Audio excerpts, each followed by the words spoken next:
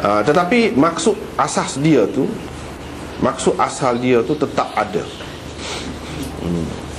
Dia nak cerita sini, boleh ke tak boleh? Lepas tu dah Nabi SAW sendiri tiup, apa tak bolehnya? Sebab itulah kita tengok dalam nota tu, Al-Aini mengatakan tidak kena Bukhari menggunakan kata tanya di dalam bab ini. Dia kritik. Dia kritik. Kerana tentulah boleh. Bukankah Nabi SAW sendiri meniup kedua tangannya setelah menepuk tanah berdebu? Jadi apa perlunya ditanya lagi, bolehkah atau tidak? Itu dia. Itu dia kritik. Dia tidak setuju dengan Bukhari.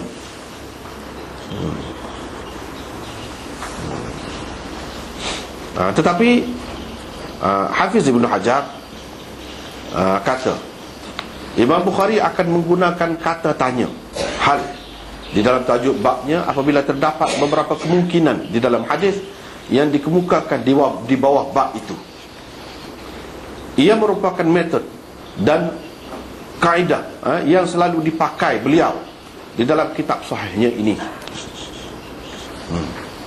Hafiz Ibn Hajar ni dia seni dari segi memahami tajuk Bukhari itu. Dia lebih tekan situ, dan mengikut perhatian dia banyak tepat. Memanglah kalau kita kata selapis gitulah. Tapi Bukhari ni bukan sebarang orang. Dia buat tu, dia ada tu. Dia ada kaedah dia sendiri, metod dia sendiri dalam penulisan kitab dia. Dengan sebab itu kita nak faham Bukhari ni kena tahulah tentang metodologi dia tu, kaedah yang dia guna pakai dalam kitab dia tu lagu mana, baru faham boleh. Lepas tu kita kata syarah ni, Aini ni tak faham kau. Syarah gitu mau 20 jilid lah tu. 20 jilid syarah dia ni, namanya Umdatul Qari. Tapi masing-masing lah bebas kan. Dia tidak setuju. Apa? Tak perlu, kata dia. Tapi Hafiz Ibn Hajar kata tak. Imam Bukhari selalu, kita kena melera juga kedudukan dia tu. Selalu kalau ada dalam hadis ataupun sesuatu perkara lah yang dikemukakannya tu ada beberapa ihtimalat, orang panggil kemungkinan, mungkin gini, mungkin gini, mungkin gini. Jadi dia akan guna perkataan hal dalam tajuk dia. Dia akan mulakan dengan itu cara dia. Ni nak tahu benda-benda lagu ni kena perhati sungguh lah. Hafiz Ibn Hajar sama-sama bisa, sama-sama hebat kedua tu. Kadang-kadang kita duduk perhati kemah Aini nak banding dengan Hafiz Ibn Hajar kadang-kadang. Tapi di sini lebih kemah Hafiz Ibn Hajar lagi.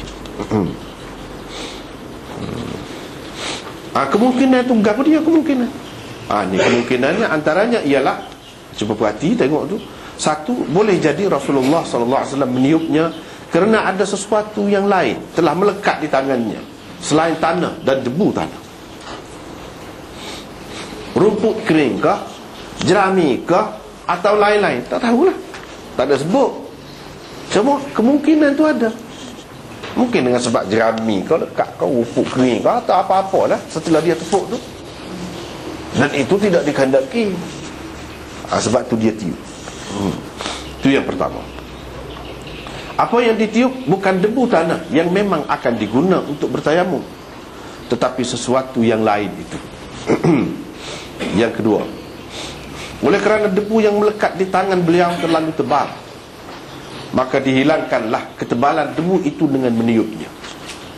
Itu sebab dia tiup tu pasal tebal, lekat tebal sangat debu. Kalau debu tebal tu comor ke muka tu dah, jadi teruk nampak. Dia tak sibuk jadi teruk sangat. Dia siup. Sebab tu kemungkinan kedua. Kemungkinan ketiga, mungkin juga Nabi SAW meniup kedua tangannya selepas menepuk ke tanah bertujuan menyatakan melekatnya debu, tanah atau lain-lain di tangan bukan merupakan syarat dalam bertayamum. Situ perginya. Apa yang menjadi syarat ialah menepuk kedua tangan ke tanah atau lain-lain yang termasuk di bawah kata sa'id, fatayammamu sa'idan tayyiba. Sa'id di dalam ayat tayammum, sama ada ia berdebu atau tidak. Debu bukan sesuatu yang dimaksudkan dalam tayammum, kerana kalau ia memang dimaksudkan, tentulah baginda SAW tidak meniupnya. Inilah pegangan Bukhari, Malik, Abu Hanifah, Ats-Tsauri dan lain-lain rahimahumullah. Itu kemungkinan yang ketiga. Yang keempat, ada kemungkinan dari sudut lain pula. Dia tengok dari sudut lain pula. Hadis ini kelihatan berlawanan dengan sekian banyak hadis yang menyatakan kelebihan debu yang terkena seseorang di jalan Allah. Umpamanya hadis yang diriwayatkan oleh Bukhari dan lain-lain daripada Abi Afs, katanya, aku mendengar Nabi SAW bersabda, man igbarrat qadamahu fi sabilillah harramahu Allahu 'alan nar. Bermaksud Allah mengharamkan ke atas neraka orang yang kedua kakinya berdebu di jalannya. Kena debu itu boleh. Itu tanda kita, bukti kita telah melakukan sesuatu di jalan Allah. Debu tayamum juga sebenarnya merupakan debu yang mengenai seseorang di jalan Allah, kerana Allah juga tayamum debu. Debu tayamum. Oleh itu kenapakah Rasulullah SAW meniup debu tanah yang melekat di tangannya? Dan kalau tak molek kita hilangkan kesan itu, apa Nabi siup?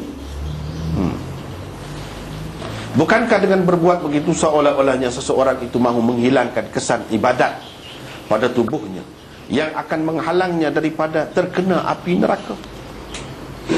Apabila Nabi SAW meniup kedua tangannya setelah menepuk tanah, maka ia berarti untuk mendapat kelebihan tersebut. Di dalam hadis-hadis tentang kesan ibadat berupa debu dan lain-lain, tidaklah bermakna ia tidak boleh dihilangkan atau ia mesti dikekalkan. Tidak gitu. Itulah. Malah kelebihan-kelebihan itu akan tetap diperolehi seseorang walaupun ia menghilangkannya, sama ada dibasuh, ditiup atau sebagainya. Itu yang keempat. Yang kelima, tayamum adalah pengganti air untuk bersuci. Tak apa dah jadi panjang pula kita baca tu. Sebelum pada tu kita tengoklah sosol. Tadi ada Hafiz Ibn Hajar kata ada beberapa kemungkinan di sini. Nabi SAW dalam hadis ni memang dia tepuk tangan, dia tiup. Tapi tiup tu kenapa? Kenapa? Adakah kalau kita kata debu tu memang dikehendaki untuk kena di muka, maka tiup tu tak kena? Tak kena. Tak kena lah. Sebab memang dikehendaki debu tu kena muka. Pas Nabi tiup juga tu. Takut ada benda lain lekat kan. Waktu tak sih. Dengan sebab itu dia tiup. Jadi boleh ke? Kalau tidak ada apa-apa benda lain yang melekat selain tanah, memang tidak perlu tiup. Tak bolehlah tiup. Sebab memang dikehendaki debu tu. Tapi bila ada benda lain, boleh. Itu keadaannya.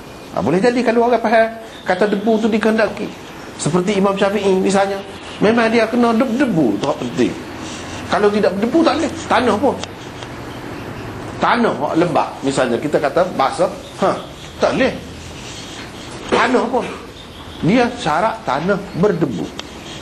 Bermakna bagi dia debu tu dikehendaki. Kalau dikehendaki, pihak lain kata apa dia siup. Macam tidak dikehendaki. Dia mengandaikan boleh jadi ada sesuatu yang lain selain debu. Selain debu tu ada sesuatu yang lain. Kenapa dia sesuatu yang lain? Boleh jadi jerami ke, apa-apalah, rumput kering ke. Hak tu tak nak kena muka tu jadi teruk, nampak? Hak naknya, maksud asal tu iaitu debu. Tapi siup bukan nak hilangkan debu, nak hilangkan benda lain. Boleh jadi dia kata, tapi tak ada terang, tak ada dalam hadis mana-mana pun